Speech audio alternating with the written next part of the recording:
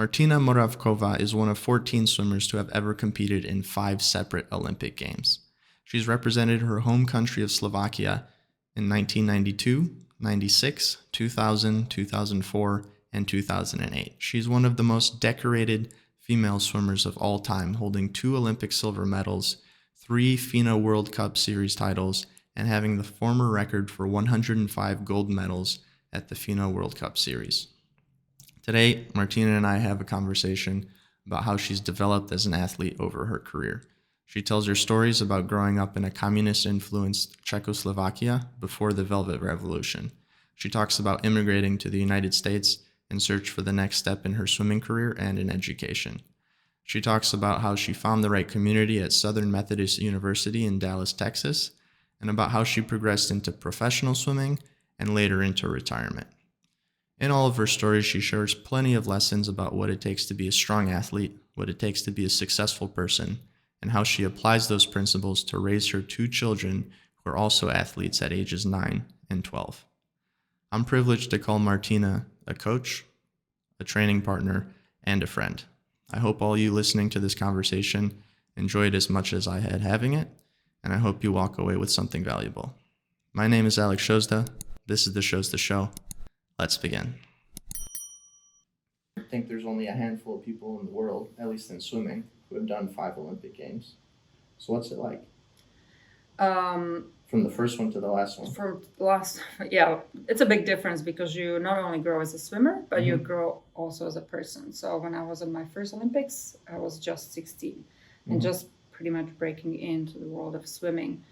And at that Olympics, I remember swimming with the stars that I considered being my role models or that I looked up to, and cutting their pictures out of the magazines. There was no internet or it was all just magazines and newspapers and interviews in that way. And then by the end of the 2008, it was my last Olympics. I was an adult. I was in my 30s and basically thinking about moving on from swimming onto having a family and all other things. So, and in between, there was the peak. Yeah. And I'm sure you started off, like you said, cutting out magazines of your idols and putting them on the wall, wanting to chase after them. And then by the time 2008 rolled around, you were the one being cut out of magazines. Exactly. And then I was already on my exit route, let's put it this way, because as it's tough in swimming. Swimming is it's very competitive sport, and some athletes have share of their injuries, and that you don't know when it's the right time, basically, to exit or to quit, or where the limits could be. You have different routes people go. Like you had Dara Torres that had breaks in between and was still able to go to the Olympics at the age of 40 plus and win a medal. And you have athletes like Michael Phelps that continue to be great. And he started in 2000 already as a 15-year-old, even though not winning a medal individually, but then that he kept going. And then you athletes just maybe like me, that you slowly go up, you have some sort of a peak, maybe 2 Olympic cycles, and then just it slowly goes down because you get injured, you get older, you don't have the support maybe, and that's what it is. So it's different routes. Everybody takes one or the other, or a unique one. Yeah. So what kept you going for 20 years? Because I mean, you talk about having peaks and knowing when it's the right time to exit. And I know you had a lot that went on in your life. You had a thyroid surgery right around 2000 that was giving you some trouble. You had 2 kids towards the end of your career. And I'm sure there's a whole bunch of other stuff that I don't even know about. Yeah, so it's a difficult decision, and finding the inner motivation to keep going. Whether for some people it's improvement, for some people it's the lifestyle that they enjoyed and having as an athlete. So for me, I think it was more of the lifestyle of being an athlete and having the freedom of traveling, not being tied down to some office and doing some economic analysis, which was my field of study at school. I did masters here at SMU in it. So and imagining going from maybe having this all kind of a freedom, traveling and being an athlete, to being tied to a one spot all of a sudden. I said, well, if I can prolong it, I'll just keep going, and that's what was motivating for me. And luckily, I was in a good position to do that because I could earn a little bit of money through swimming, being one of the I guess sponsored athlete by the swimming brand manufacturer, and being the poster child for about 8 years for them, and then having also a support from my country and my federation. At that point, finally, a little bit of money came to even sport of swimming, like through the World Cup, where you could, win little money for winning the World Cup or breaking the world records and so forth. So I think that's what's important for keeping the older athletes in the sport, because you have to kind of meet your end needs. So you have to support yourself somehow. So if you can be sort of professional, not any to the point of the NBA stars or hockey stars, but just making a living out of it, a lot of people will go for it. I mean, that's the tough part about swimming too, because you really have to be at the top in order to get just a little kind of pay, just a little pay to survive. Yeah. When did the World Cup start paying or giving payouts for women? It was somewhere around, I guess let's call it my peak, around the 2000. Okay. So that's when FINA started going to this route of making the swimming a little bit more professional, even though they try to keep I guess tight grip on it. So for some athletes it was problematic because we could not get to the World Cup circuit unless your federation nominated you. So that was kind of tough for some athletes, because the federation said, no, we're not going to send you. We want you to be training, I'd say, whatever, for the World Championships and not going around the World Cup, hopping and making money. So some athletes didn't have the means, and plus it was very expensive, let's say, to travel to China, to Japan, to South Africa, to collect these points in order to get just maybe 100,000 at the end, and it was only for the top three, so it wasn't like a big payout. So you would mostly spend all of your money basically as an expense to compete. So, but now it's even money for medaling at the world championships or breaking the world record. So I think it started a little bit before 2000. I remember in 99 when I finished my college eligibility and signed my first professional contract as a swimmer. Then that's when it's maybe started a little bit more, or I paid a little bit more attention. You had a pretty interesting dynamic, probably a really good dynamic for it, because you were training here at SMU in the States. Then you had Slovakian nationality. You competed for Slovakia in all of the games. So between those two, you just have a whole bunch of international connections to make the traveling possible or easier. Exactly. So most of the time I was training here during the let's say the season for the college or in winter, and I would have to travel back to Europe or wherever in the World Cups, let's say, were happening, and let's face it, it was expensive. So, but luckily I did have a support from my own country to do that, because I achieved, it's a small country of 5 million. So the pool of athletes, it's mostly just individuals being born, not every year having 10 or 20 of them, it's only a few for the whole country. So I achieved the stardom over there, being recognized, named, just like Michael Phelps for his accomplishments here in the US. So that was me in Slovakia. So, and that really helped. That really helped to support me and to basically get the money through maybe a little bit of sponsorships to support my lifestyle as an athlete. Yeah. So let's kind of jump around a bit. I want to ask you about your transition from being this superstar athlete into after you retired. Let's go way back to the beginning first. How'd you get started? I know both your parents were into swimming? Your mom was Yes, a champion swimmer and exactly. still ran some clubs as well. My mom has been a coach for past 50 years, so she was a swimmer before, of course, and she really liked it, and that was her passion. Even though her regular job was a different job, but since she was already 18 or even younger, she started coaching and being around the pool, being a referee, being in a club, then later as an administrator also, and she's been coaching all the way until now, and she's turning 70 this year.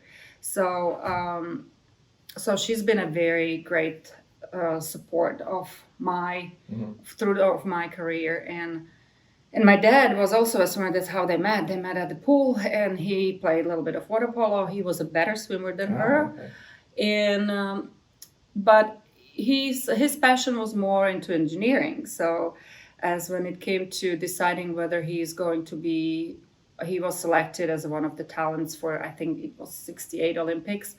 He said, well, I'd rather pursue my career or passion in studying and engineering, and swimming is just my passion. Back then, that's how it was.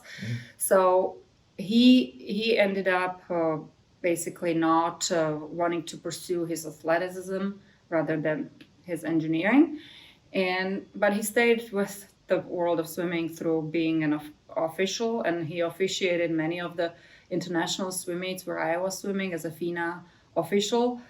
He was even selected one of the officials for the Olympics in 96.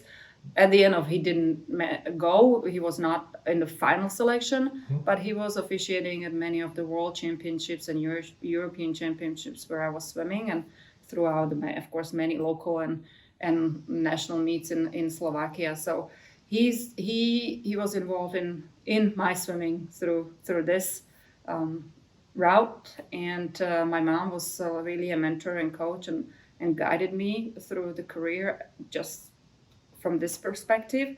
And when I was swimming here, of course, my coach Steve Collins was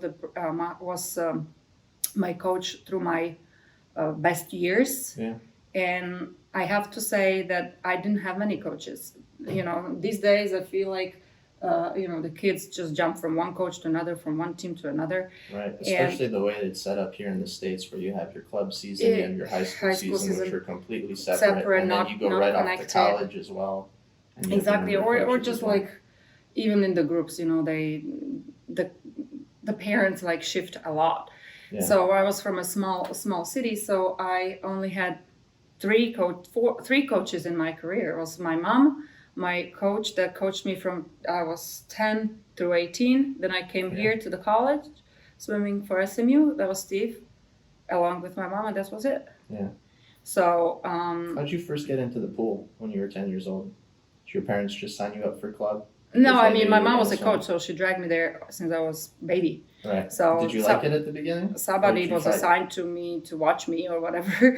So I was in the pool since I was basically a little toddler. But I have to say I was born prematurely. I was a very little sickly child that was constantly on antibiotics. The doctors didn't advise my mom to even take me to the pool or be around a lot of people because my immunity was so low, and I was constantly sick and finding all kinds of always some sort of viruses and bugs. And then my mom at the age of 3 decided okay, isolating you doesn't really work, so let's expose you to germs as much as possible. Take and so the complete opposite approach. Take the complete opposite approach. And by the age of 12 I was actually just normal, not having any more issues with my health as much.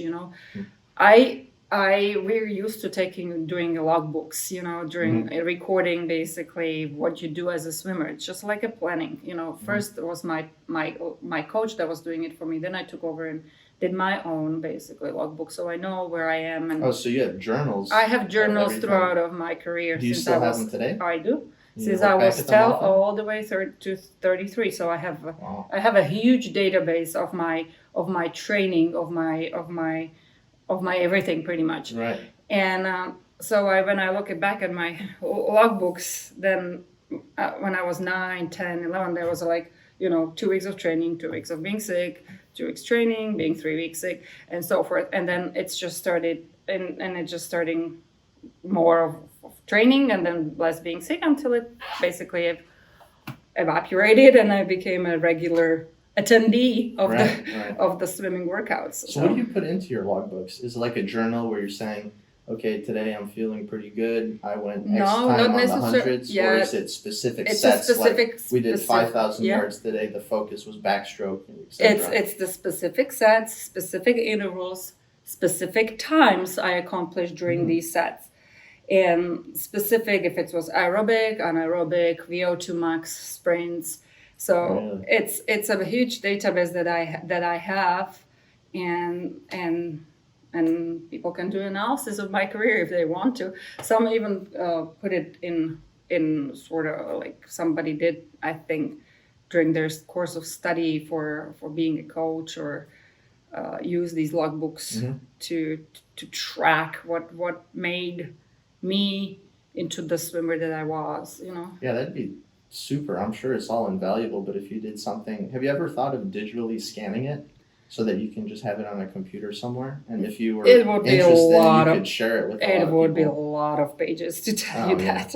I mean, people have scanned 20 like years of 300 maybe days on average, whatever. I mean, it's weeks basically, on 1 page a week. So it could be a lot of pages to scan and to read and to analyze, but it's a lot, yeah. Yeah, I'm sure swimmers these days could even learn a lot.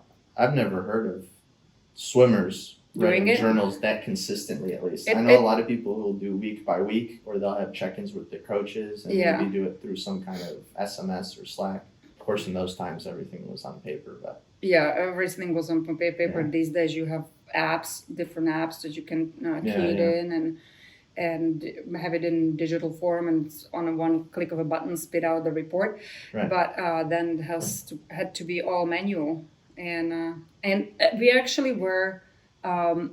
I don't want to say forced to do it, but it was kind of expected to be doing it. Strongly encouraged. Strongly encouraged if you wanted to be, especially if you became a part of the national team or some sort of a selection, because they wanted to see if you are really training or what you're doing. And if you went on a training camp, then of course the coaches could look at your logbook and see, okay, it's this girl, I cannot expect from her, because she swims 20K a week, to be performing at a high level when we dump on her 60 or 70K a week, right? Yeah. So that was also very, very good track record for the coaches, so they know where you're coming from, what your background is. Right. And would they use it a lot too to see how well you perform during like heavy training loads, how well you taper, what your usual taper time is? Do they go that in depth into it?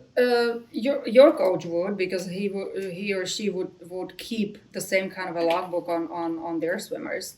That's how basically any coach should work with their group. I don't know if it's done in better performance teams like this or not on the club level, but we did have a tracking system like this, and back, let's face it, I grew up during the socialism, right? Until I was about 12, I believe. Then it's when the Velvet Revolution happened. Right, that was 1989. 1989, so I was 13. Mm-hmm. And even my first Olympics, I still competed in Czechoslovakia in 92, I was 16. And then the country peacefully split and became 2 different countries, Slovakia and Czech Republic. So I guess for a lot of people watching, they don't necessarily understand what it was like to live during that time. So can you explain a little bit kind of how your travel was restricted, how there wasn't very much opportunity outside of the country during that? Many people getting into the sports was being viewed as having extra privileges. Being able, if you're good, yes, you get to go outside of the country and see the world, basically behind the curtains, what they call, right? Because you're not allowed to just pick up your passport just like these days and go and see whatever you have money for, or you decide to save up for. So back then we were only able to travel in the Eastern Bloc countries, and not to even all of them. And So it was a tight grip on social liberties of the people, and sports was one of the avenues where you could be okay. You're good. You get to experience something else, Yeah. and so that was a motivation by itself. Not being only great athlete, but having seeing the world and being having all these other experiences. So I don't since I was still quite little and not being on. I was on a national team where we had like a little, like a junior meets, but I didn't experience the other, travel outside until actually the system changed and it was everybody could go anywhere, right? Right. So I didn't feel that restriction growing up. It's just because we lived comfortably. Everybody had everything that we needed. There was not.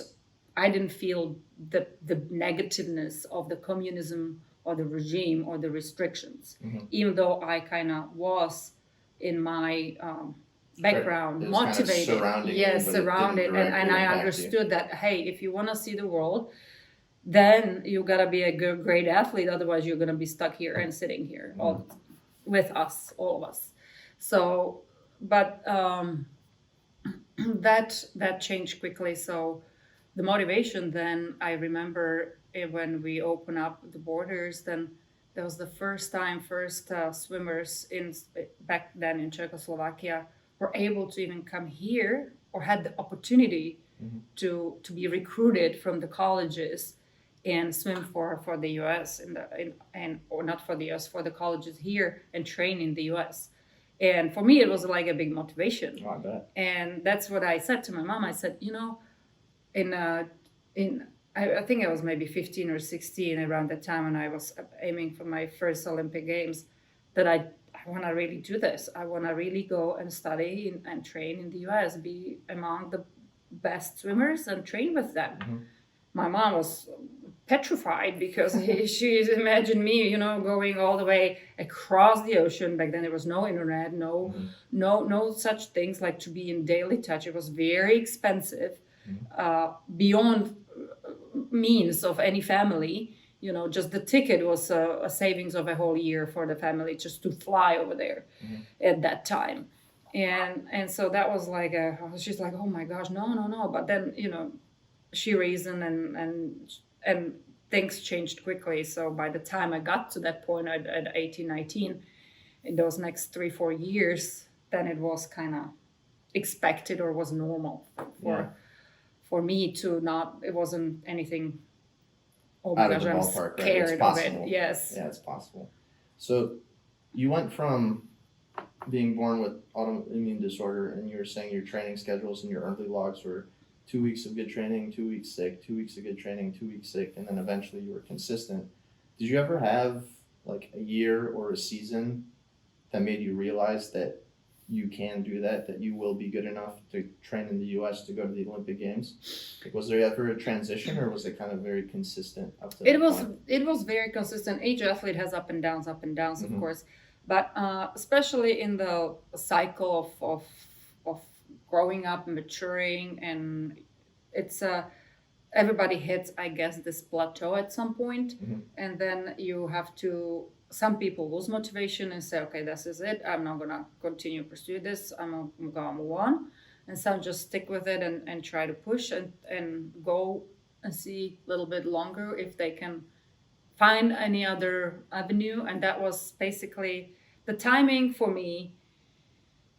Was maybe a little 1 year late coming here versus coming earlier. That's what I would change if I could in my swimming career. Other than that, there is not many regrets that I would have as far as how I approach my career. Well, little here and little there, of course. Yeah. But then you had all kind of restrictions where you couldn't do. I was already married, had other plans and so forth. But yes, I did hit a kind of like a plateau maybe when I was about 16, 17, when you were training and you're not improving. You see, you're trying to push. You have the logbooks, but and that's a signal maybe for a change, Right. and that's the change for me was coming here and started to training a little bit differently, having a little bit different motivation, a little bit. And because at home, when you're at this age, a lot of people are on the crossroads, right? They're thinking whether they just keep back, especially back home, when you don't have this collegiate swimming, where you just have, okay, university or swimming. Both, it's very hard to accomplish at a high level. So one suffers or the other suffers. Or these days, it's maybe a little bit easier with the internet and kind of online schools and stuff like that. Back then, impossible. There was no flexibility much in this choice. So, and I knew I kind of approached it in a way that, okay, if I'm not gonna keep improving anymore, if I just get stuck, which was at quite high level. I was a medalist at the European Championships. I was the Olympian, and at least I get a great education. I get to experience what the collegiate swimming is. But I do make my best effort to also keep on improving in swimming. And so both happened for me. Right. How'd you choose SMU? And who else was trying to recruit you? Back then, we had to learn, there was not many choices of languages that you could study. And during communism, of course, we had to start studying Russian.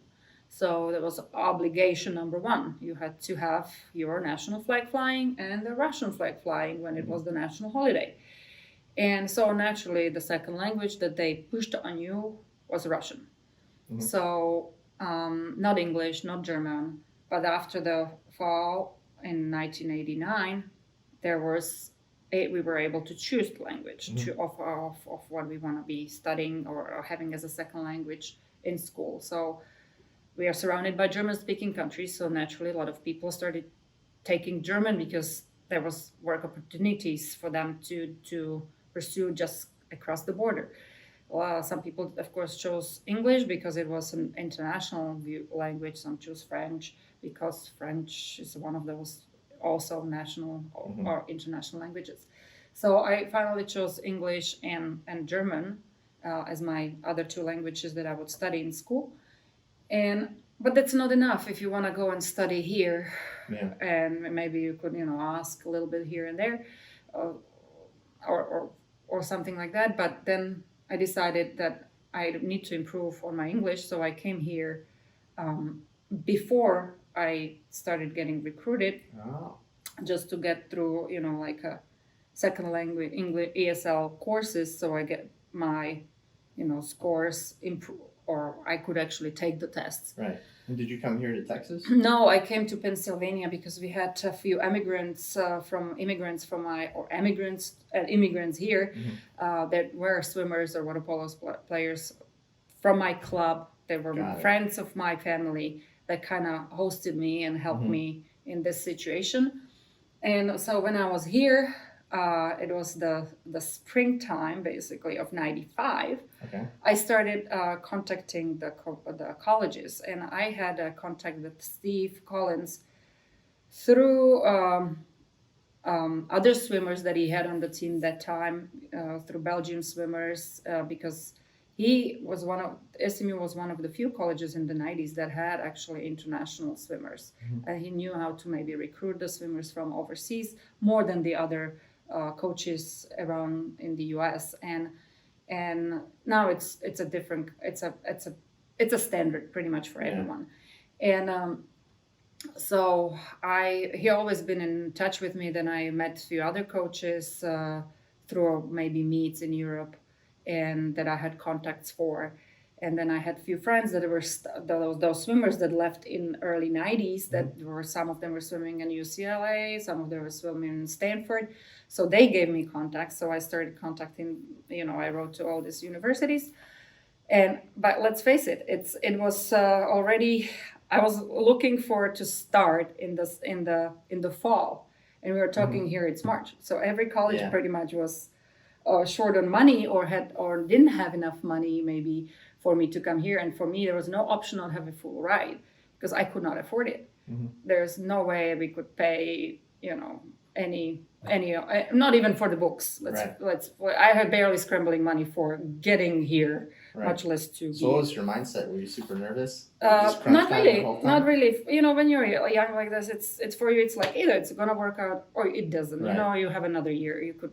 You could figure it out. You could figure it out. Meanwhile, and. So when I contacted Steve, he said like, yeah, sure, come for recruiting. It was pretty much finals week here, so everybody is studying. Then I said, okay, I mean, I wanted to go to a team where they had international swimmers because I didn't want to feel like I'm the only one there. Right. And I wanted to see like smaller school versus a larger school too. You know, my city is 28,000 people, so I could not imagine to go a campus that was bigger than my old town. So I said, okay, I got a invitation from University of Tennessee. Back then it wasn't as good as SMU. SMU was top school, top 10 in the nation during my recruiting period. Tennessee, I don't know, they were probably out of 20. And then I contacted Stanford, which was Richard Quick, was a coach there who swam here at SMU. And he forwarded me to his assistant, and they basically said, we don't have any money for you. And so they dismissed me, and Steve was the one that kind of kept the conversation going. So I ended up going for a recruiting trip to see a smaller campus, a smaller college, just like SMU, and then Tennessee. And I definitely liked it here more. It's just because of the convenience of the international airport. I like the international team that was here, the swimmers that actually I knew from Europe. That's how I met, and that was pretty much done deal for me, and the scholarship was available. And during my collegiate career, because I became the girl out of nowhere, became the dominant swimmer of the NCAA period. During when I was swimming, I won 14 NCAA titles, 9 individual with 2 silvers. Right. So I think you were also one of the first people to win the 200 free, a single event, all 4 years in a row. All 4 years in a row, probably. Yeah. So, so then Stanford was our biggest competitor during that time. Was one of those leading schools. So Richard was like, "You're not done with your eligibility yet." Every other year, it's like he was biting his butt for not recruiting me more aggressively at that time. But I mean, it was just funny that I came and nobody actually knew, under the radar, and became as dominant in a nation that I as a swimmer was looking up to, because they had all these international swimming stars. Yeah. And I think that actually helped me mentally, because let's face it, swimming or any sport, it's of course physical, but a lot of it on the top level, it's also mental.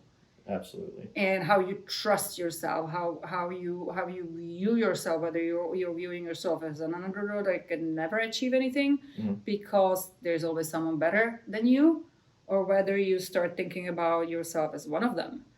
And that's what actually coming here, accomplishing this in the yards, which nobody understood at international levels, and nobody cares what 143 in the 200 freestyle yard was, and that kind of helped me from the mental perspective, not having basically starting a blank page, coming into collegiate swimming, not having any reference to what's good or what's not good, like time wise, even though you can calculate it roughly if you're swimming this, what it would have been in a low course or short course meters.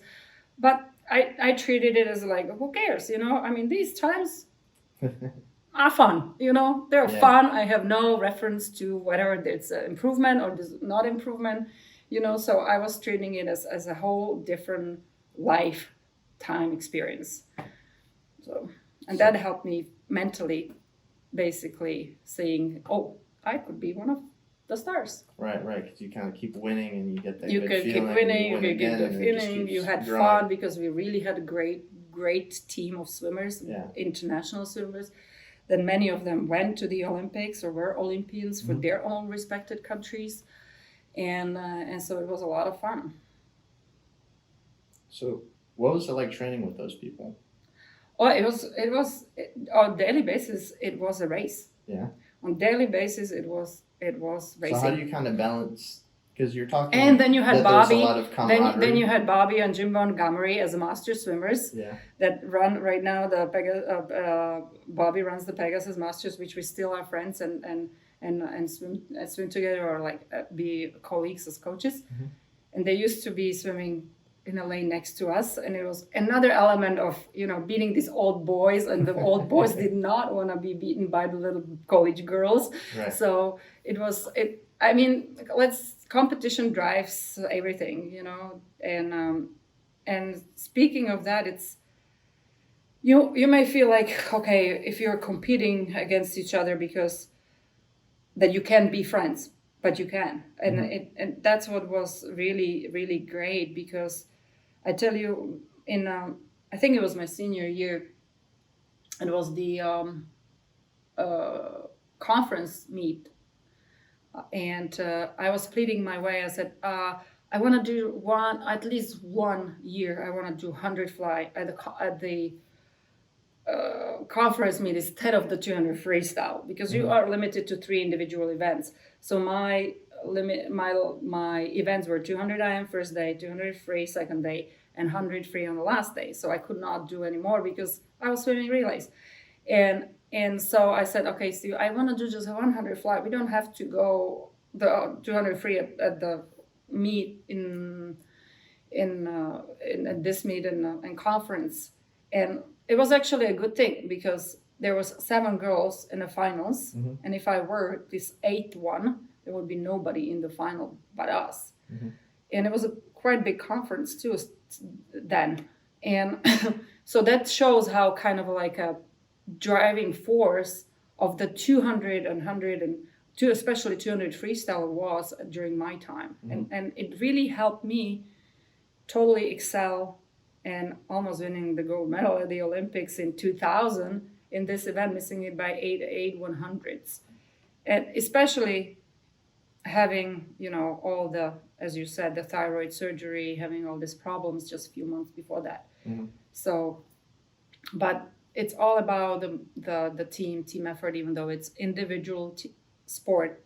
It does have really a great team aspect when you are training and when you're even racing. So, and I think it's very important and that's what's different from training here versus training in some little clubs, mm-hmm. even in Europe. And that's really helped me. What would you say makes a good teammate or a good training partner? The ones that you have a lot in common, which is the swimming passion. Mm-hmm. And if you really support each other, you have a bad day, so it doesn't matter if you are losing, or not losing, if you are not performing as you could that day, and the other one is just cheering on you and trying to push. Mm-hmm. and that's what it is, during my time we had a girl, Japanese girl, Naoko Imoto, which mm-hmm. was she was a member of the 4x200 freestyle relay for Japan. Okay. In 96. I think they ended up 4th. She was a very strong, the Japanese kind of, I guess, very dedicated, very disciplined, strict, and that's what she brought to the team as well. Mm-hmm. And she was a hard worker. She kicked my butt every almost time in the workout. And I'm like, okay, I said, Naoko, I can keep up with you in the damn workout. I was like, how is this possible that we step on the blocks, you're in my wake every time we're racing the 200, And she said, you know what? I love training. I hate racing. So I said, well, I guess that explains that, Yeah. I was like, is there anything we could help you with this? She said, no, it's always been like that. Right. Yeah, I guess everybody has a different mentality. Different enjoyment or in the process of it. And that's what it is. Some are really good workout people, and they cannot translate it in the race. It's just because there is some sort of a block in their mind. I always found that there's kind of great power in just having no pressure, just letting things flow. Almost like you're playing. I remember when I was doing my notes on this, I saw on your website you had a Mother Teresa quote that you can learn more about somebody through 1 hour of play than you can through 100 or 1,000 hours of conversation. Yeah. I think the same goes for swimming too, and making a good training partner, that you need people who you could play with, but also in kind of a competitive way. Yeah. Where you're just constantly bouncing off of each other. Yeah. Yeah. And that is true, and it's your success ultimately is the success of everyone that you surround yourself with. Mm-hmm. So if you feel also that there is, always in a team, there's someone negative, there's someone that it's maybe trying to pull down because he's jealous or whatever, they cannot accomplish what you are accomplishing, just cut them off or distance yourself from these type of emotions, these type of goals what the other people have. And that's what I'm trying to teach my children too. And I said, just like maybe Carolina, which is my older daughter who is 12, who is kind of starting to understand these things, coming to an older group of training and swimmer, being around older maybe swimmers that have these tendencies, that don't take themselves or the training seriously. They're having more of a social thing or fun. I said, you have to have your own goals, and you have to find people in that group that will support your goals or help you in it. And those that don't, go far away from them. Don't be next to them. Don't let you be dragged into their game. No, if you try to be the leader, or if of that other maybe group, or if you don't feel strong enough, find those people that will at least support you in this. And that's what the dynamic of each team is, even at the college level. Of course, you have people that are there because they want to be associated and being, on a team, yet they have not as high maybe goals as you. And that's what it is, even choosing the appropriate team or appropriate level of a team for you if you want to succeed. Not just only where they give you money or where you feel comfortable because you have whatever friend there, but look at, if you're recruited, look at the whole dynamics. If you have a chance, who those people are, what their goals maybe are. And that's why I chose SMU, because I knew if there is international swimmers, it will take me past the collegiate level, and that's the indication that the coach also will mind what my other goals are at other level than just swimming for the university. Yeah. So you're talking a little bit about Carolina, who's 13 now? She's 12. Yeah, she'll 12. be 13 this year or later. Swimming fast. Do you think she has the same kind of ambitions that you did? Or is it too early to tell? It's too early to tell, but she does have ambitions. She feels being dedicated to it, which I like. You can never... she's still young, and it evolves, right? It evolves, and we have still a hard period ahead of us, the puberty and the aging and all these other curveballs that be thrown on you from this perspective. And so that's why I'm trying to encourage her to be surrounded with the right people, which will support you in it, instead of those that will drag you the different direction because they're either, I don't know, lazy, or they don't see the purpose, or they have different ambitions, more being social butterflies than being athletes. Right.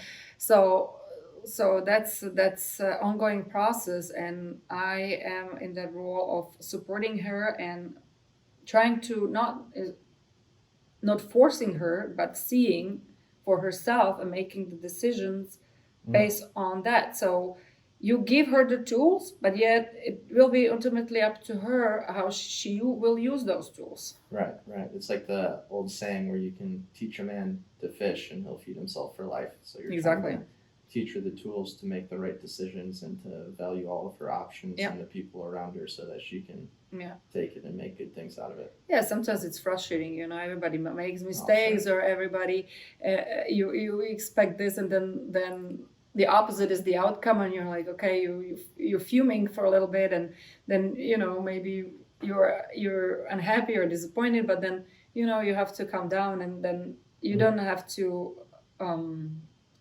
fix and be very strict, because life has so many different ways, and it's not about the end result. It's about the journey that we have to never forget that's what it is. It's not about the ultimate goal. What and then what? What if you accomplish? Then you what? Sit there like this? No, it's about constant involvement, constant journey, and going on it.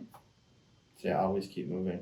Always keep moving and finding it interesting, finding it why, finding the reason. So it's not like I earn a million and I'll be now sitting and staring at the ocean. No, I mean, it's boring. So that's why very successful people, even then accomplish something, they just switch and keep moving maybe some other direction, because it's challenging. And that's what's life about. It's not about the necessarily goals. Yes, those are important because it gives you the checkpoints, but it's about the way you're going about them, the way you're accomplishing them. Do you see any difference between how you're kind of guiding Carolina through swimming and Misha, who's 10 now?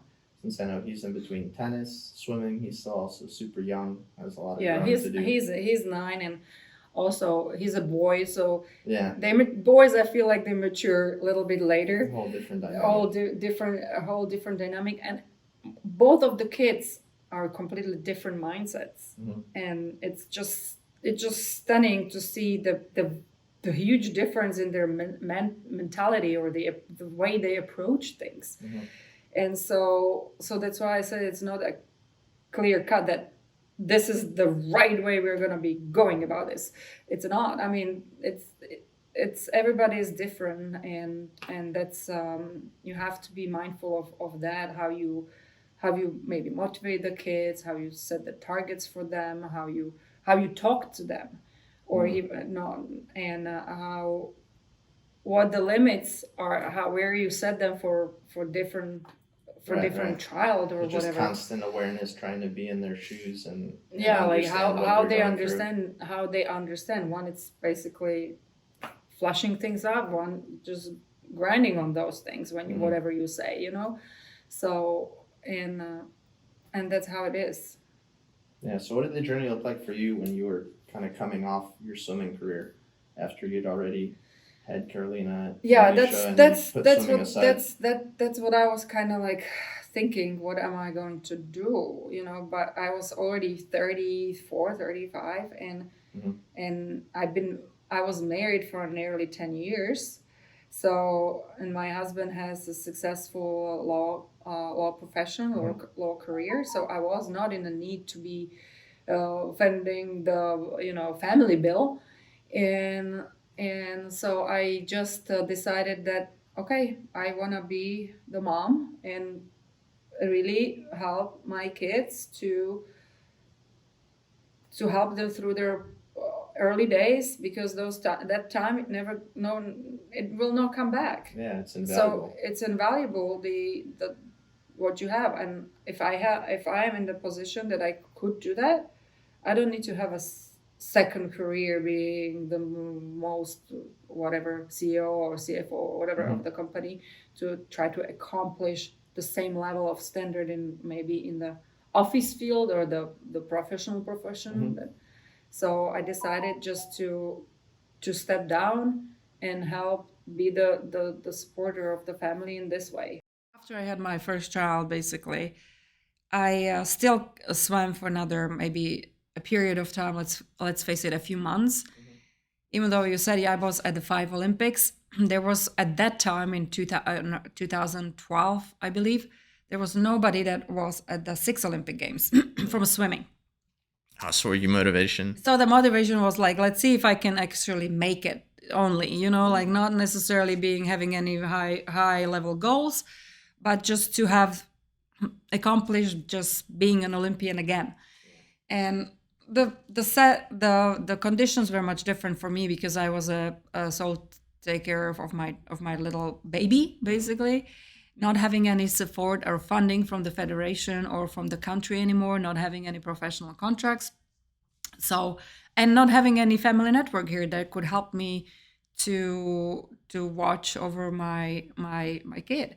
So I my training options were, let's put it this way, very limited. And honestly, I was past that, and I just didn't want to even put that same type of an effort. And I couldn't even, not that necessarily I wanted it, I didn't want to do it in the events that I achieve my highest goals.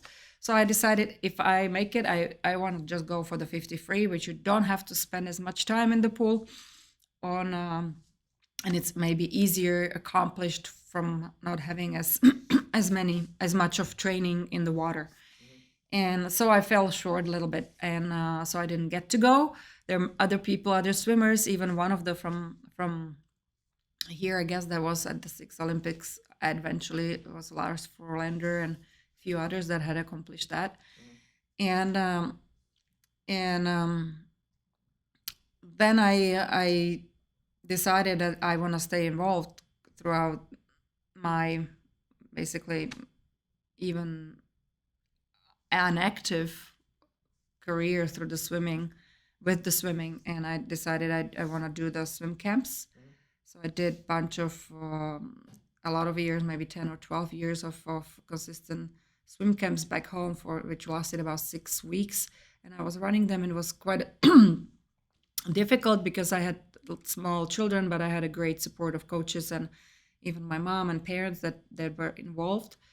And I also stayed in a role of athlete representative on the athletes committee for FINA. Then I had a little break for 4 years, and now I was selected to be FINA technical committee member. So I am involved from the international standpoint, and also I'm helping as a board member at the Slovakia National Federation, again, as the athletes representative. So I do quite a bit of volunteering from this standpoint in the swimming community on the higher levels, and I've been also coaching for Pegasus and swimming masters. I restarted the swimming as for pleasure and for being in the water, and for health reasons. Right, we are all getting older, and I just feel like even though I like exercising on dry land, I'm not really a motivated or driven person as someone is to doing it on their own.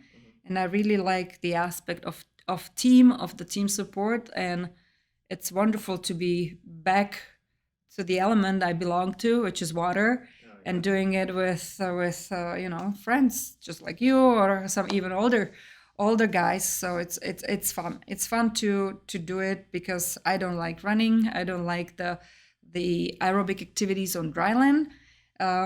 So I went back to swimming. Yeah, I think every other swimmer can relate to that one. Yes. Yeah, and it was perfect timing too, especially with all the pools closed down because of COVID. Nobody could get in the water, let alone train with other people.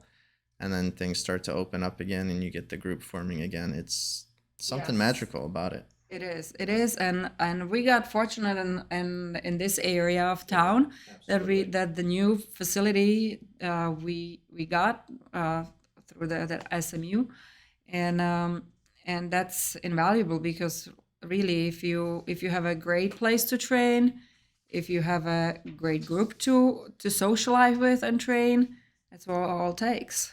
Yeah. So you brought it full circle from not even supposed to compete to winning championships. Yeah. Now you have your children getting into it, and you're keeping in shape. Yeah. And me swimming as well. What do you think is going to be next for you or for Carrie? Oh, I have no idea. I mean, I have open mind for anything and everything. So we'll see where the journey takes you. So wherever the journey takes us, yeah, exactly. So she has goals. She would like to be an Olympian as well, and whether she's gonna accomplish it, it's up in her hands, and we'll see. I'll support her, as I said, and try to guide her, give her the tools. But ultimately, it's up on the child to do the work. Yeah. No, I cannot do it for her. Do you have any advice for people who might be in Carrie's shoes that also want to be Olympians one day, parents. or just swimmers who are up and coming, they haven't quite made it yet? What would your one piece of advice be for them? Um, it's not easy. It's if I would lie if I tell you have always fun. No. Uh-oh. Motion lights. They lasted long enough. Yeah, I know. Well, I guess we are moving. Yeah. They're very animated. If we were Italian, then they would never shut off. The one piece of advice I would give to any athlete or any human being is it's being successful. It comes at cost. It's not only about just enjoy it and have fun. No, it's not only about that. It's about suffering. It's about pushing your limits wherever it takes you. It's for swimming, being in the water, so for so many hours, or being in the gym, it's about pain too, so it's about overcoming that. It's about the expectations that you do have to expect to be tired, not to be always fresh and ready, in a good mood, and enjoy it all the time. No, it's not about that.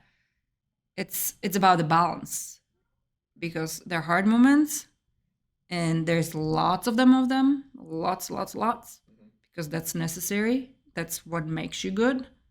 And there are those that you enjoy and doing it for pleasure of accomplishing the goals and achieving, or being on the journey, or doing it with your friends, or making your fans or your parents or whoever, or yourself happy.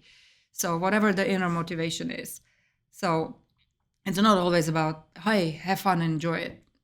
Yes, it is about that, but it's a big misconception. No, it's also about the suffering, about the pain, about the pushing. It's not all sunshine and rainbows. It's not only about the sunshine. From the outside, It's about the struggle. It's overcoming the struggles, overcoming the adversities, overcoming the problems, the injuries, the sicknesses, the depression for some reason, for some athletes even, and pushing through, and not giving up on your goals, on yourself, on your journey, on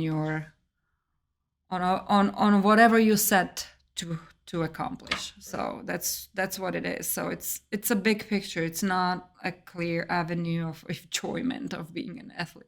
That's misconception. So don't have those expectations that you always have to love what you're doing in order to be successful. No, it's a love and hate relationship all the time. I think that's probably what a lot of younger athletes these days need to see too, just because of social media and the internet. It's all merry and all happy, all overflowing with joy and smiles and fakeness in a way, And nobody shows the blood, sweat, and tears. And nobody wants to see it, Unless they make it look sexy. But unless they make it look good. Exactly. No, there's the ugly side of it, and it's part of it.